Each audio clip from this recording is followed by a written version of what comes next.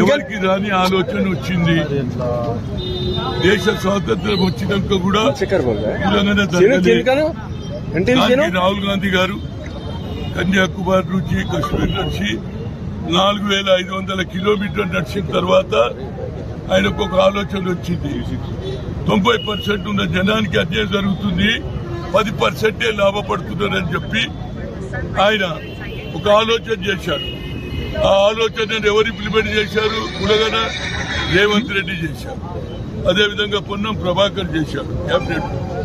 అంటే ఒక కృత నిశ్చయంతో రాహుల్ గాంధీ సందేశం కింది దానిగా తీసుకుపోవాలని రేవంత్ రెడ్డికి అదేవిధంగా పొన్నం ప్రభాకర్ ఆలోచన వచ్చింది. బిల్లు పాస్ అయింది. దాని మీద రోజు కథలు, ఇక రాదు, ఇది ఆర్డినెన్స్ కొట్టేస్తుంది కోర్టు, ఇవన్నీ ఎందుకు రాబోయే మీకు మేము చేసి చూపిస్తామని రాహుల్ గాంధీ అన్నాడా లేదా? ఏమన్నాడు? టాల్ కటోరా స్టేడియంలో నాకు నిజంగా కూడా ఎస్టీల సంగతి తెలుసు కానీ బీసీల సంగతి నాకు తెలియదు అన్నాడు. అందుగురించి ఆయన అన్నాడు తప్పు జరిగింది, నేను సరిదిద్దుకుంటా అన్నాడు. దానికి కూడా అపోజిషన్లు కామెంట్ చేస్తున్నారు. అరే మీ నాయకుడే ఓబీసీ కదా, ఎందుకు చేయలే? అగ్ర కులాల్లో పుట్టిన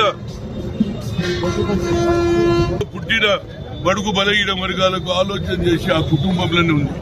ఇందిరాగాంధీ భూ సంస్కరణలు అమలు చేసింది, దున్నేవాడికి భూమి ఇచ్చింది, బ్యాంకు నేసి అదే కుమనలో ఇవాళ రాహుల్ గాంధీ చేస్తున్నాడు. అందుగురించే 18th సెంచరీలో చూసిన మేము చూడలే. మహాత్మా జ్యోతిరావు పూలే, సావిత్రి పూలేకు చదువు నేర్పించి చదువుకుంటేనే భవిష్యత్ అన్నాడు. దాన్ని అడుగు జాడల్లో నడుస్తున్నాడు రాహుల్ గాంధీ. చాలా గట్టిగా మాట్లాడిండు. నేను 50% అయ్యే వరకు పోరాడతా, మా ప్రభుత్వం ఎక్కడుందో తప్పనిసరిగా ఇంప్లిమెంట్ చేస్తాను. అదే నరేంద్ర మోడీ చేయమను, ఎందుకు చేస్తలేరు? ఇప్పుడేమన్నా అంటే ముస్లింల కట రిజర్వేషన్, మరి యూపీలో మీ సర్కారు ఉన్నది కదరా భయ్, ఆడ 5% ఇస్తున్నారా లేదా?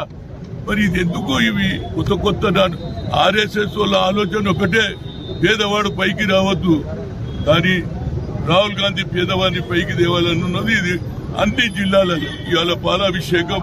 ఆయన 18th సెంచరీలో పుడితే ఈయన 21st సెంచరీలో మంచి ఆలోచనతో వచ్చింది. కాబట్టి ఆయన జ్యోతిరావు పూలే ఆలోచన అభినవ పూలే అని టైటిల్. అందరు కూడా అభినవ పూలే ఎవరు? అభినవ పూలే ఎవరు? అభినవ పూలే ఎవరు? ఏదైతే జ్యోతిరావు పూలే ఆలోచన తీసుకొని ముందుకు పోతున్నాడు, మనం కూడా అన్ని జిల్లాలల్లో ఇలాంటి కార్యక్రమం చేయాలి. ఇవాళ 21st సెంచరీ అంటే 21 బిందెలతోటి పాలాభిషేకాల పేదవాళ్ళు, సఫాయోళ్ళు, పేదోళ్ళు, ఆఖరి మా ప్రెస్ మిత్రులతో కూడా ఇచ్చిన పేదవాళ్ళ గురించి ఆలోచన చేస్తుంది. దీన్ని తప్పనిసరిగా ఇంప్లిమెంట్ చేస్తాడు. వచ్చే ఎన్నికల్లో రేవంత్ రెడ్డి 42% ఇచ్చి తీరుతాడు. మనం జడ్పీటీసీ, ఎంపీటీసీ గెలవాలి. వచ్చే ఎన్నికల్లో సామాజిక న్యాయం కావాలి. రాహుల్ గాంధీ ఆలోచనలు ముందుకు తీసుకోవాలని కోరుతున్నా.